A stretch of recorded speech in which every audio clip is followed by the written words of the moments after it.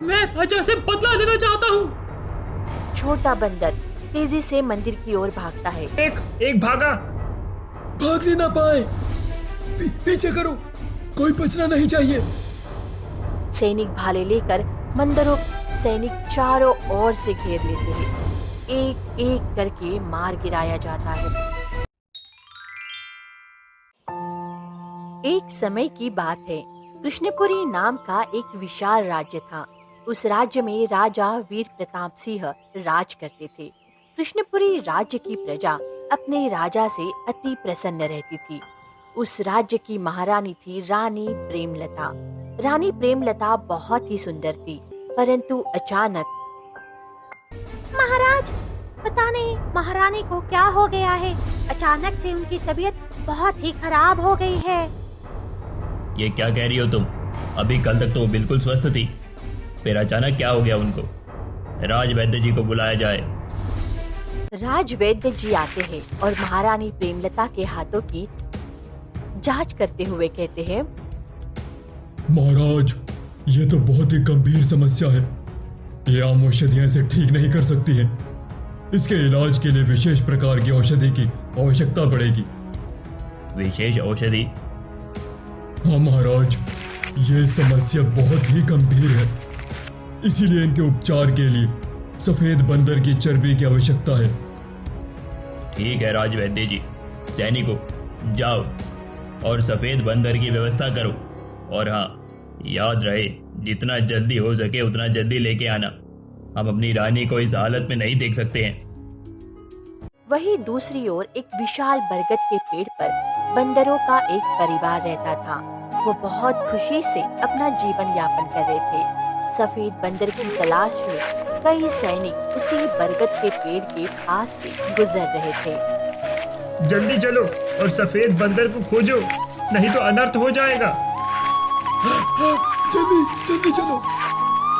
सैनिकों को देखते ही बंदरों का पूरा परिवार झट से पेड़ की शाखाओं में जाकर छुप गया। पिताजी, हम यहाँ इस तरह छिपकर क्यों बैठे हैं? हम भाग क्यों नहीं रहे? बेटा, राजा के सैनिक सफेद बंदर की तलाश में हैं। हमें छिपना ही पड़ेगा। लेकिन क्यों? हमने उनका क्या बिगाड़ा है? बेटा, बात गंभीर है। राजा की महारानी बहुत बीमार है। तो इसमें हमारा क्या दोष? वैद्य जी ने कहा है कि महारानी की बीमारी का इलाज सिर्फ सफेद बंदर की चर्बी से हो सकता है। हमारी चर्बी? हाँ बेटा, राजा ने अपने सैनिकों को आदेश दिया है कि जितना भी जल्दी हो सके सफेद बंदर मिले उन्हें पकड़कर महल ले आओ। क्या क्या क्या वो हमें भी पकड़ लेंगे? लेकिन हम कब तक भागते रहेंगे? इसीलिए तो हम छिपे हुए हैं। अगर सैनिकों ने देख लिया तो हमारी जान खतरे में पड़ जाएगी। जब तक खतरा टल नहीं जाता तब तक हमें छिपकर रहना होगा। सुना है राजा ने जंगल के हर कोने में सैनिक भेज दिए हैं। क्या हमारे जैसे और भी बंदरों को पकड़ लिया गया है? हाँ बेटा, कई परिवारों को सैनिक उठाकर ले गए हैं। अगर वो हमें भी पकड़ लेंगे तो? ऐसा होने से पहले हमें यहाँ से कहीं और भाग जाना चाहिए। लेकिन भागकर जाएंगे कहाँ? जंगल में हर और सैनिक घूम रहे हैं। फिर क्या करें पिताजी? हमें होशियारी से काम लेना होगा। जल्दबाजी में फंस सकते हैं। रात होने का इंतजार करें, तब भागना ज्यादा सुरक्षित रहेगा। लेकिन पिताजी, महारानी को ठीक करने के लिए हमारी जान क्यों ली जा रही है? इंसानों की दुनिया में दया कम होती है बेटा। अपनी भलाई के लिए वो किसी की भी जान लेने से नहीं चूकते। क्या हमें कोई बचा सकता है? केवल हमारी समझदारी। अगर हम सावधान रहें तो बच सकते हैं। हमें मिलकर एक दूसरे की रक्षा करनी होगी। अकेला कोई नहीं बच सकता। मैं भी सतर्क रहूंगा। हाँ बेटा, डर से नहीं, बुद्धि से ही हम इस मुसीबत से निकल सकते हैं। अब सब चुप रहो। सैनिक कहीं भी हो सकते हैं। पिताजी, वो पेड़ों पर ही चढ़ाए तो?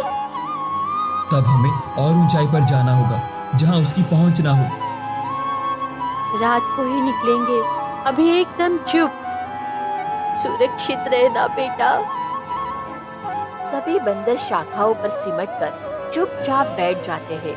दूर से घोड़ों की हल्की आवाज सुनाई देने लगती है।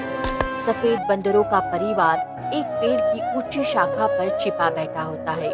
दूर से सैनिकों के पैरों की आहट तेज होती जा रही थी। सुना है सफेद बंदरों का झुंड यहीं कहीं छिपा है। हाँ, राजा का आदेश है, एक भी बंदर बचना नहीं चाहिए। महारानी की जान इन्हीं की चर्बी पर टिकी है। देखो, वो रहे सफेद बंदर। भागने ना पाए। पेड़ की शाखाओं पर हलचल बढ़ जाती है। बंदरों में अफरा तफरी मच जाती है। जल्दी जल्दी से उस मंदिर में छिप जाओ। लेकिन आप मैं उनका ध्यान भटकाऊंगा। जल्दी जाओ, जल्दी। सुरक्षित रहना बेटा। छोटा बंदर तेजी से मंदिर की ओर भागता है।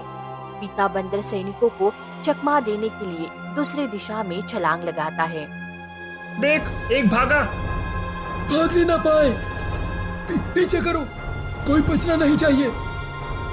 सैनिक भाले लेकर बंदरों की ओर दौड़ते हैं। बंदर इधर उधर भागने लगते हैं। जब तक मैं हूँ कोई तुम्हें छू नहीं सकता। सैनिक चारों ओर से घेर लेते हैं। एक एक करके मार गिराया जाता है। चलो, महाराज को खुशखबरी दें। सैनिक वहां से चले जाते हैं। चारों ओर सन्नाटा छा जाता है। मंदिर के अंदर छोटा बंदर सहमा बैठा है। उसकी सांसें तेज चल रही है।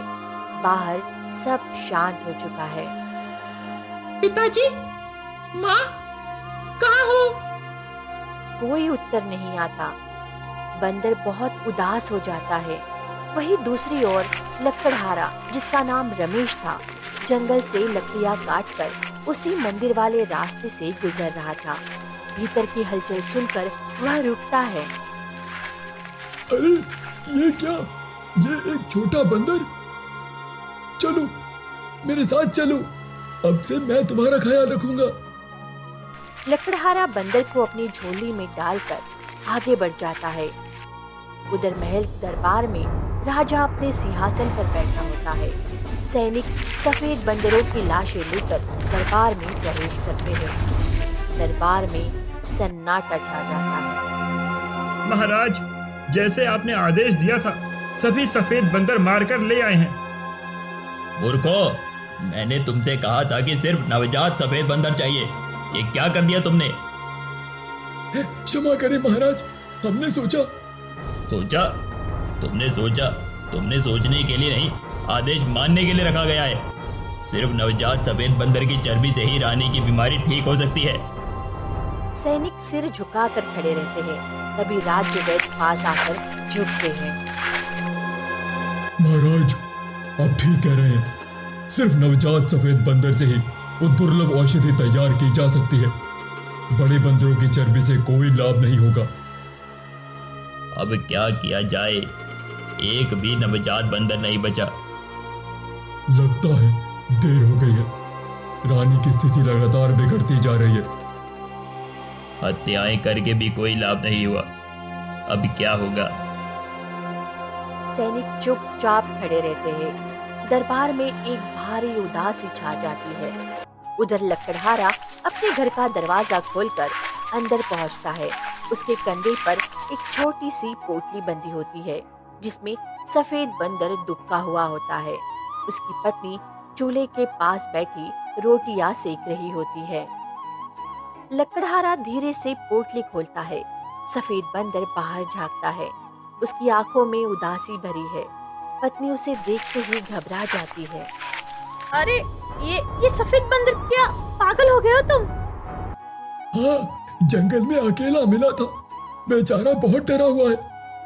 तुम्हें पता नहीं क्या, महाराज ने आदेश दिया है और सफेद बंदर को मार दिया जाए। अगर किसी ने इसे हमारे घर में देख लिया तो क्या होगा? मैं जानता हूँ, लेकिन इस मासूम की जान नहीं ले सकता। अगर किसी ने खबर कर दी तो हम दोनों को सजा हो जाएगी। पूरा गांव जानता है कि राजा इसे पकड़ने के लिए अपने सैनिक भेज रहा है। चाहे कुछ भी हो जाए, मैं इसे नहीं छोड़ सकता। इस बेचारे का परिवार पहले ही मारा जा चुका है। पत्नी थोड़ी देर तक चुप रहती है। लकड़हारा सफेद बंदर को सहलाने लगता है। बंदर उदास नजरों से उन्हें देखता है। हाँ, मैं नहीं चाहती कि कोई मुसीबत आए, पर तुम्हारा दिल जो कहे वही करो।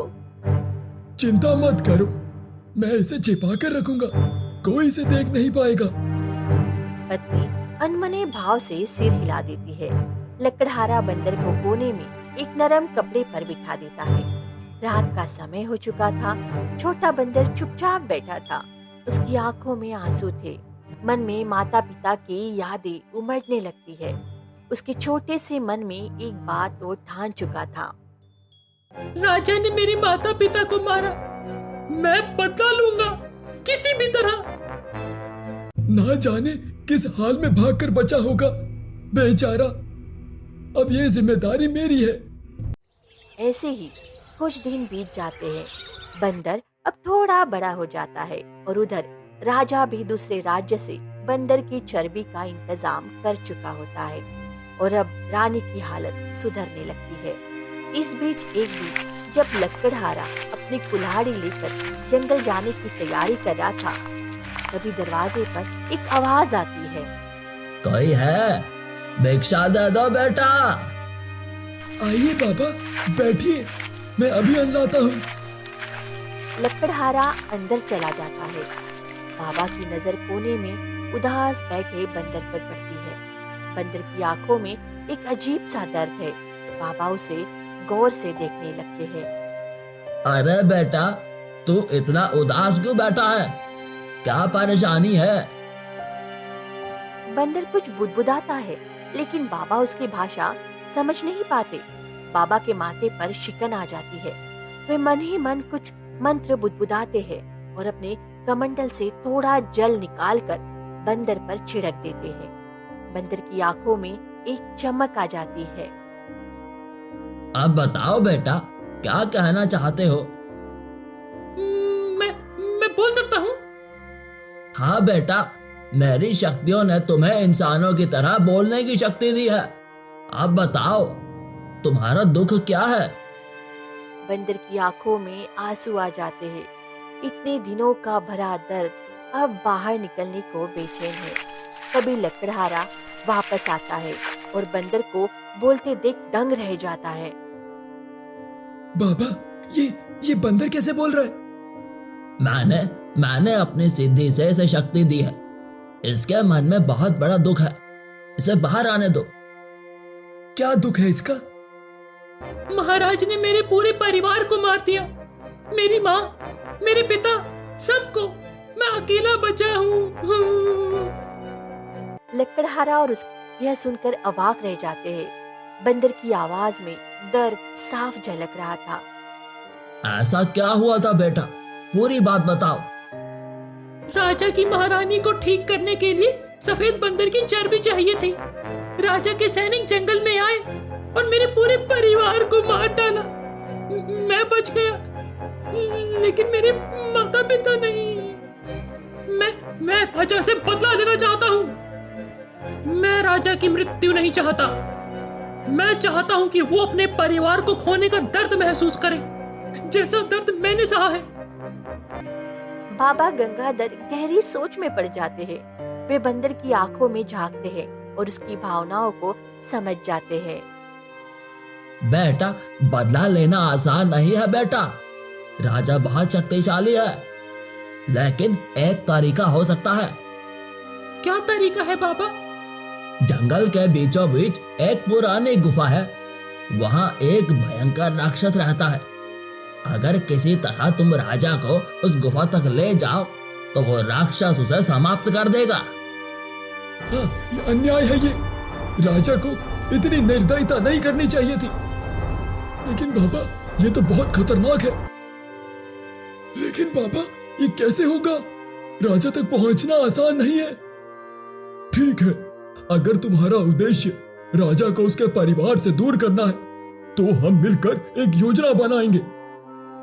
उसके बाद बाबा गंगाधर लकड़हारे के साथ राजा के दरबार में पहुंचते हैं। महाराज अपने राज सिंहासन पर बैठे थे। महारानी बगल में थी, लेकिन उनकी तबीयत अभी भी पूरी तरह से ठीक नहीं हुई थी। तभी द्वारपाल आकर घोषणा करता है, महाराज, एक सिद्ध बाबा गंगाधर आपके दर्शन की अनुमति चाहते हैं। उन्हें अंदर ले आइए। बाबा गंगाधर धीरे धीरे चलते हुए दरबार में प्रवेश करते हैं। उनके पीछे लकड़हारा भी खड़ा होता है, लेकिन वह चुपचाप एक कोने में रहता है। बंदर अपने साधारण रूप में दरबार के बाहर ही रहता है। जय हो महाराज की। आशीर्वाद दीजिए बाबा। कहिए, किस कारण से पधारे हैं आप? महाराज, मैंने सुना है कि महारानी अभी भी पूर्ण स्वस्थ नहीं हुई है। हाँ बाबा, बहुत प्रयास किए, लेकिन कोई समाधान नहीं मिला। बेटा, जंगल के मध्य में एक पवित्र स्थल है। वहां प्रार्थना करने से असाध्य रोग भी ठीक हो जाते हैं। यदि आप वहां जाकर सच्चे मन से प्रार्थना करें, तो न केवल महारानी स्वस्थ होंगी, बल्कि आपको पुत्र रतन की भी प्राप्ति होगी। राजा और रानी दोनों एक दूसरे को देखते हैं। आशा की एक किरण जागती है। महाराज, यदि आप सच कह रहे हैं तो हमें अवश्य जाना चाहिए। ठीक है बाबा, हम कल सुबह इस पवित्र स्थल पर जाएंगे। ये आपका उचित निर्णय है महाराज। अगले दिन सुबह राजा और महारानी सजे धजे घोड़ों पर बैठकर जंगल की ओर निकल पड़ते हैं। बाबा गंगाधर, लकड़हारा और बंदर भी अपनी योजना के अनुसार तैयार है। बाबा, क्या हमारी योजना सफल होगी? धैर्य रखो पुत्र, सत्य की विजय होगी। जंगल में प्रवेश करते ही राजा की उत्सुकता बढ़ जाती है। जंगल घना और रहस्यमय होता जा रहा था। लकड़हारा राजा का ध्यान भटकाने के लिए आगे बढ़ता है। देखिए, ये कौन सा दुर्लभ पौधा है? लगता है ये किसी जड़ी बूटी के लिए उपयोग होगा। अरे, ये तो बहुत ही दुर्लभ वनस्पति है। इसे पास से देखना चाहिए। राजा घोड़े से उतरकर वनस्पति की ओर बढ़ते हैं। इस बीच बंदर अपना महारानी के पास पहुंचता है। महारानी, मैं आपको उस पवित्र स्थल तक ले चलूं? वहां पहुंचते ही आपकी सारी अवधियां समाप्त हो जाएंगी। लेकिन महाराज, चिंता ना करें, मैं आपको सुरक्षित वापस ले आऊंगा। महारानी बंदर की बातों में आकर उसके साथ जंगल की ओर भीतर चली जाती है। उधर जब राजा वापस लौटते हैं, तो महारानी को न पाकर घबरा जाते हैं। महारानी, महारानी, कहाँ हो तुम? राजा इधर उधर ढूंढते हैं, लेकिन महारानी का कोई पता नहीं चलता। वे व्याकुल होकर रोने लगते हैं। हे ईश्वर, मेरी महारानी को वापस ला दे। मैंने किसका क्या बिगाड़ा था? तभी बाबा गंगाधर राजा के सामने आते हैं। महाराज, ये सब आपके कर्मों का फल है। बाबा, बाबा, ये आप क्या कह रहे हैं? क्या आपको याद है, आपने एक निर्दोष बंदर परिवार को मौत के घाट उतार दिया था? हाँ बाबा, लेकिन सिर्फ अपनी स्वार्थ पूर्ति के लिए निर्दोष प्राणियों की हत्या करना अधर्म है। आज वही अन्याय आपको इस पीड़ा में डाल चुका है।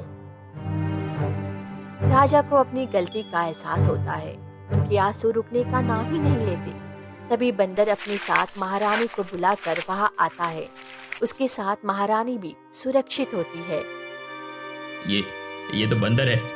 महाराज, इसने मेरी रक्षा की है। राजा घुटनों के बल गिर जाते हैं और बंदर से क्षमा मांगते हैं। मुझे क्षमा कर दो, मुझसे बहुत बड़ा अपराध हो गया।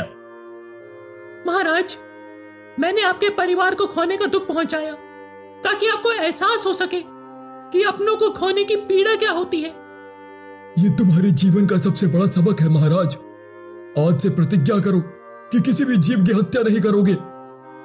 मैं प्रतिज्ञा करता हूँ कि आज से राज्य में किसी भी जीव की हत्या पर पाबंदी होगी। औषधि के लिए किसी भी प्राणी की बलि नहीं दी जाएगी। राजा के आदेश से पूरा जंगल गूंज उठता है। बंदर के मन का बोझ हल्का हो जाता है। मेरा बदला पूरा हुआ। अब मैं लकड़हारे के साथ रहकर अपना जीवन बिताऊंगा। राजा ने अपनी भूल से सबक लिया और राज्य में हमेशा के लिए शांति और करुणा का संदेश फैलाया। बंदर भी अपने नए परिवार के साथ सुखपूर्वक रहने लगा।